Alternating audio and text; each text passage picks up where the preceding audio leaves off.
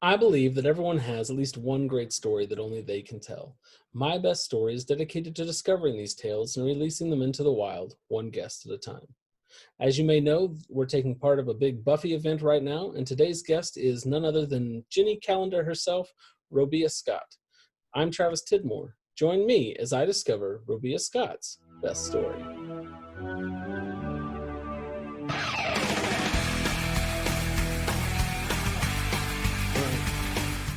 Robia, welcome to the show. How are you doing? Hi, I'm doing well. How are you?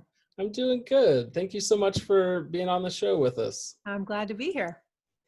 Robia, tell us your backstory. Okay, well, I was actually going to incorporate that in my story. But yeah, let's say I started my professional career as a dancer after seeing the movie Flashdance, where some of the newer, younger kids watching this probably are not going to remember that, but you need to look it up. You need to look it up because before Dancing with the Stars, before all the dancing shows, So You Think You Can Dance, was Flashdance. And so that movie inspired me, and I became a professional dancer for many years. I toured with Prince, which was an extraordinary experience. That's And awesome. it was after that I retired from dance, jumped into acting, and started doing shows like Buffy the Vampire Slayer. And for people who don't know or don't remember, who did you play on Buffy the Vampire Don't Slayer? remember? You can't be a fan and not remember. I agree, but just in case. Well, the hair was shorter. So, and I was the #1 best, most favorite love interest to Giles. And now it's probably coming back to people. So I played Jenny Calendar for a couple seasons. Yes. Yeah. Well, Robia, what is your best story? So I love that you're doing that about a best story. I'm sure all the actors have said that they have a million of them. I've got a million stories, but I'm going to tell you a story about me, a personal story. Perfect. Yeah, I'm going to tell you a little story about me. It's a true success story, and I want to tell you about counterfeit comforts. So, as I just stated, I started my career as a youngin', and I was blessed to travel around the world and as a dancer and an actress, and really in my 20s was just doing quite well. You know, I was living the dream and doing acting and successful, and you know, I was really portraying this image of being very confident and in control, and that things were going great. But behind the scenes, where I was internally was not quite as confident as this character I was portraying. So I was really struggling with some things, even though you wouldn't know it at the time by looking at me. Just struggling with some insecurity, and I was a chain smoker, and I hated that relationship with cigarettes, and I was really trying to deal with that. And was struggling with my body image and food and weight and all of those issues. That, especially if you saw any of my Prince Day stuff, you know, I've always been fit, and on Buffy, in shape. So it really has nothing to do with where you are externally as to what's going on internally. So, you know, I'm on Buffy and just doing great, and career's going well, and but really started looking for answers and seeking a way to find true success. Because even though I was really successful, I wouldn't say that I was totally successful because of where I was struggling internally, you know, and I believe in financial success. That's awesome. And career success is incredible. But if you're not really prospering emotionally and relationally as well, then you're not really prospering, you know? So for me, I looked like I was prospering, but I wasn't prospering. So I went on a search and was just seeking things and seeking answers. And anyone who's followed me at all or knows what I'm up to, that culminated in me developing a more spiritual relationship, a relationship with God. And I'm not here to preach to anybody or tell them what to do. That's not my thing. But what my thing is helping people that feel stuck, get unstuck, helping people in any realm, even if you don't feel stuck, just know more of who you are and get on a path where you feel like you're doing something valuable with your life, that you're actually living to your potential. Because we all have different gifts, different talents. We're drawn to different things. So it's really not about what you're drawn to or what you're doing, but it's that you're doing what you were created to do. That's really Yeah. the biggest and best life. So where I come at God, it's not from this religious, uptight way. It's about helping people connect more fully to who they are and just getting free from all the junk that's hindering us from, really doing what we want to do, what we're built to do. It's in our DNA. So my search led me to God, and I was dealing with all my body image issues and just struggling with that. And I remember one day I was praying about it, and I was like, oh, now I'm even a Christian and I'm still dealing with all this body image issues. Like, what the heck is going on? And I just remember kind of tuning in. I'll say that I was sensing God, but it's not like I heard some audible voice like, thus saith the Lord, or anything crazy like that. But, I believe that God's speaking to all of us. And so, I'd be curious if you have a story like this, but, there are times where we just hear a song on the radio and it just hits us so personally. We know it's like a little sign, or you'll be driving down the street and you actually see a sign and it was just what you were thinking about, or, so just things,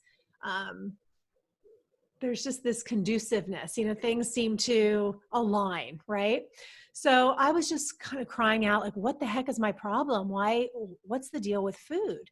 And I started having these thoughts come up. They were stirring thoughts I hadn't had before. And my first thought was, well, food's not really your problem. And I thought, no, it is. It really seems like my problem. And then all of a sudden I had this revelation that food was really just a counterfeit comforter. And so I'd never heard anyone say that before. No one had ever used those words strung together. And I remember just thinking about it, like, what does that mean? What does that have to do with anything? And as I started thinking and I started journaling a little bit, it just kind of became clear to me that food wasn't really my problem. It was just the fruit or the symptom of the problem. I was using food for comfort, but food wasn't meant to be used for comfort. And that was a counterfeit comforter. So all of a sudden I recognized that, by trying to deal with my food problem by just fixing the problem, like, that wasn't going to do anything. I had to realize that there were some deeper things going on. So long story short, with my story of success was about just going a little deeper, digging a little bit deeper in my spiritual walk, in my soul realm, recognizing the why behind the what is something I call it. Like, it's not so much what you're doing, because we're all probably doing some things, especially during this quarantine and this intense seasons, right? People that are watching, you probably know that liquor sales went up 50%, food is flying off the shelf. And I have all sorts of articles talking about how people are reverting back to their childhood comfort foods. Like, people are eating Twinkies and Fritos and things that they hadn't eaten in years because it gives them some familiarity and some comfort. But it's not about, trying to will it, like, oh, I shouldn't drink any alcohol, I shouldn't eat any potato chips. It's not about that. But just realizing that we don't want those things to control our lives, right?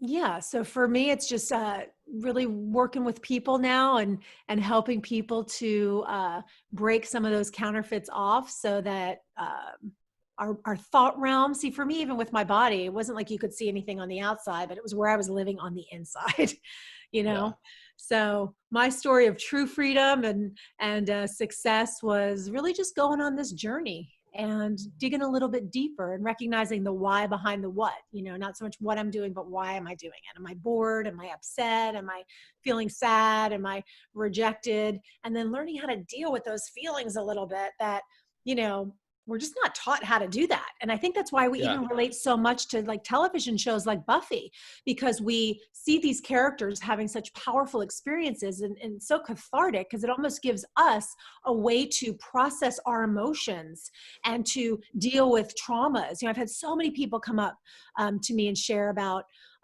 just how Buffy was so life-changing for them. A parent died, or they went through some extreme situation in their life, and having that show just gave them the ability to grieve, to process, to escape, to whatever it was. So, so learning how to kind of deal with those things that we're dealing with is really the key to walking in purpose and and doing what God's created you to do. Because we all have such a unique purpose. Some people are meant to be on TV, but that's not the be all end all. You know, whether our sphere of influence is 1 million people or it's 3 or 4 people, Yeah. there's no one, you know, there's people that you're going to impact that I'm never going to encounter. And just you being you and doing what you're created to do is what gives you that sense of, yeah, you know, I'm here for a reason. My life has purpose, and that's the greatest joy, I think, of all. So there you have it, sir. There is my story. Well, thank you for that. Well, where can people find you and your work these days? Well, if you want to find me, oh, and by the way, I don't know if you know, but I had left acting many years ago, but then things have come full circle. So last year I was actually in a movie, my first time back in a long time. I had a starring role in a film called Unplanned. And it's right now, it's streaming on Amazon Prime for free. So Okay. you can check that out, Unplanned. And I actually just a few days ago got cast in my next movie. So Congratulations. thank you. Look out for that. It's called Pulled from Darkness. And it's going to be a very good story. So I'm excited about that. But where you can find me, really, the best place to connect is on my website, which is just my name, robiascott.com. And if you want to kind of be in the loop with what I'm doing, you could plug in your email and get on my newsletter and stay in the loop, or you can just go to Instagram, Facebook, all under Robia Scott, and reach out to me, message me, and we'll connect through there. Awesome. Well, thank you so much for being on the show. Thanks, Travis. A special thanks to Robia for stopping by and telling us her story. Be sure to check back tomorrow for an all-new episode as part of our Buffy event. And please like, comment, and subscribe. As always, our title music is Red, White, Black, and Blue by Peg and the Rejected. If you have a story you'd like to tell, hit us up on our Facebook page, over on Twitter at My Best Story Show, or via email at mybeststorypodcast@gmail.com. Until next time, go live your best story.